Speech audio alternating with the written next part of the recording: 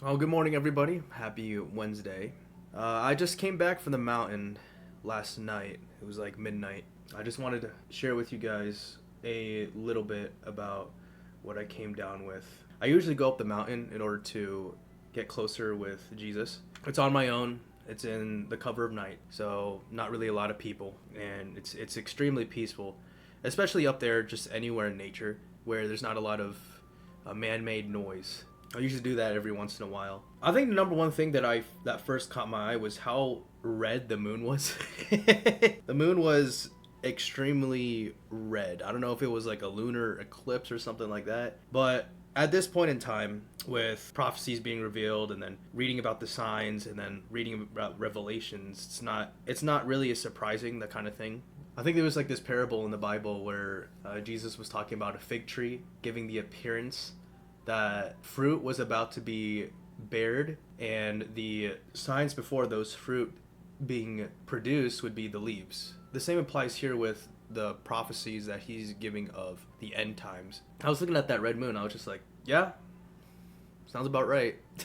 So all we really can do is, just prepare, be ready. It's kind of surprising to me that I bring it up in a very nonchalant manner. When you've walked with Jesus for a large majority of your life and you've seen and experienced too many things to know that he is definitely real and that your life completely changes from who you thought you were in the past to who you are now, and then you see the works of Jesus, and then you truly start believing that anything is possible with Jesus. Jesus said it himself. If one asks for a mountain to be picked up and thrown into the ocean, it will be done for him if there is no doubt in his heart. I was looking at that moon, and then I was thinking about Revelations and then Jesus' prophecy. I was just like, yeah, that's just how it is. Like I don't know if this is a bad thing or not. My walk with Jesus, it's not as bright and colorful as it used to be. No, when you start walking with Jesus, you start seeing all the impossible happen and all these great experiences, his works happening around you and in your life. But nowadays, 26-year-olds, and you see that happen, it's just like, yeah, that's Jesus. That's Jesus. That's what he does.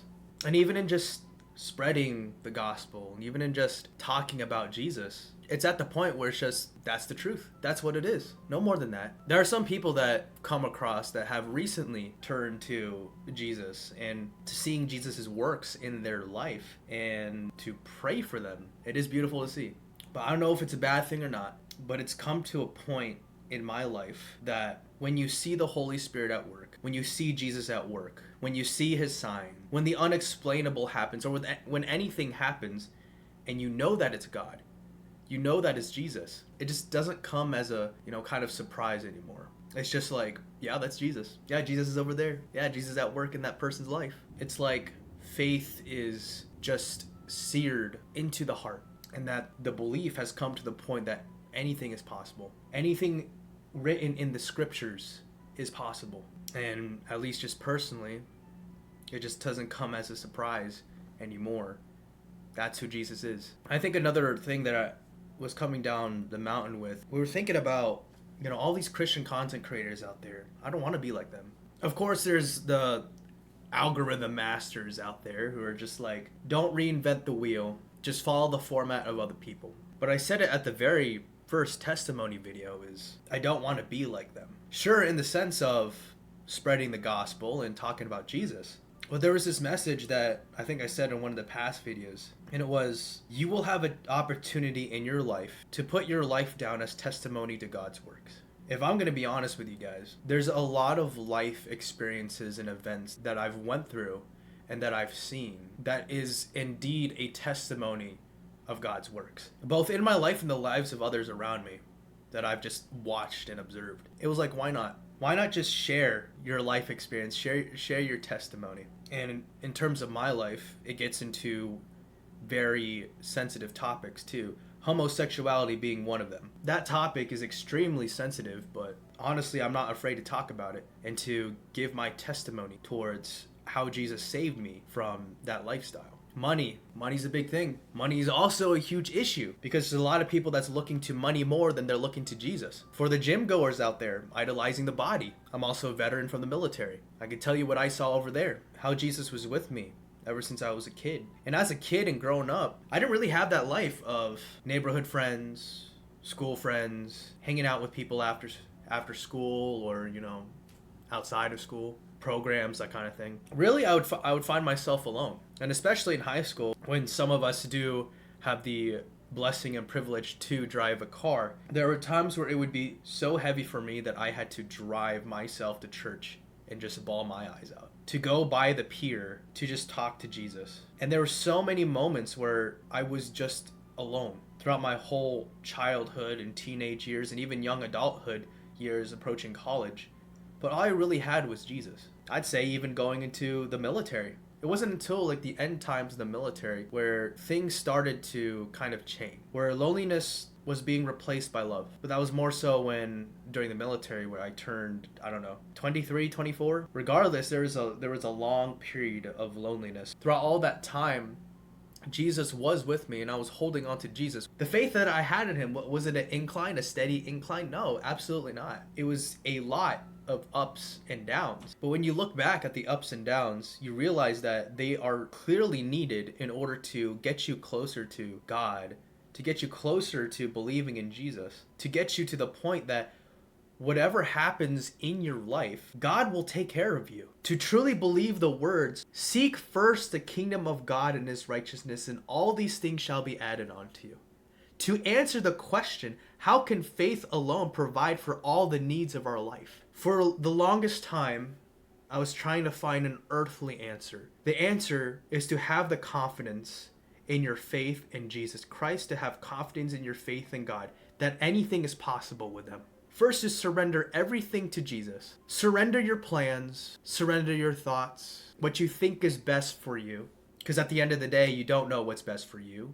No one else knows what's best for you. The counterpoint to that is, yeah, you can say, I don't know what's best for me, but, I have everything I want in life. I have all these earthly things. Okay. You have all these earthly things. At some point, you're going to sit with all these earthly things, and you're going to be like, I don't feel content. I don't feel fulfilled. And you're going to ask yourself, what is the answer to fulfillment? What's the answer to contentment? But all your life, because you dedicated to the earthly things, you're going to try to take more earthly things. Those people need to ask themselves, how can people who doesn't have all these things, but have put their faith in Jesus Christ and have surrendered everything to Jesus Christ, they don't live nearly as well as the people with all the things in life, but they find contentment? It's a good question to ask. I'll be open and honest to whoever watches this video. I feel in my heart that there's this timer. Time is running out.